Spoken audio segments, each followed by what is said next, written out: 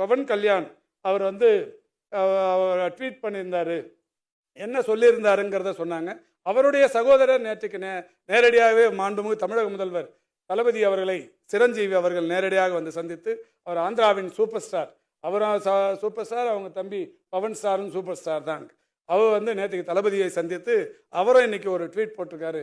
மிக சிறப்பான நடவடிக்கைகள், மாண்புமிகு தமிழக முதல்வரின் நடவடிக்கைகள், இந்தியாவுக்கே ஒரு வழிகாட்டியான நடவடிக்கைகள் இருக்கார். அந்த வகையில் இந்த பவன் கல்யாண் அவர் ட்வீட்டில் என்ன போட்டிருக்கிறாருன்னா, ஏ பார்ட்டி ஐனா அவர் சொல்றது, இது கொரோனாவின் தாண்டி அவர் சொல்ற ஒரு நல்ல விஷயம்.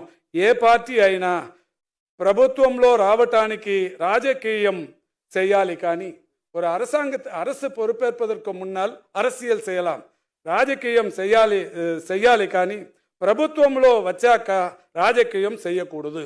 அரசாங்கத்துக்கு வந்துட்டதுக்கு அப்புறம் அரசியல் பண்ணக்கூடாது. దీన్ని మీరు మాటల్లో కాకుండా చేతల్లో చేసి చూపిస్తున్నారు. இது நீங்க பேச்சில் மட்டும் இல்லை, செயல்ல செஞ்சு காட்டிருக்கிறீங்க. మీ పరిపాలన, మీ ప్రభుత్వం ఈ పని తీరుమో ఒక్క రాష్ట్రానికి కాదు, దేశంలోని అన్ని రాష్ట్రాలకు, అన్ని రాజకీయ పార్టీలకు మార్గదర్శనం அப்படின்னு சொல்லிட்டு மீக்கு நான் சுபாகாஞ்சலுன்னு சொல்லி அவர் நேற்றுக்கு ட்வீட் போட்டிருக்கிறாரு. இது வந்து இந்த ட்வீட்டை வந்து ஏறத்தாழ 1 கோடி பேர் பார்த்துருக்குறாங்க.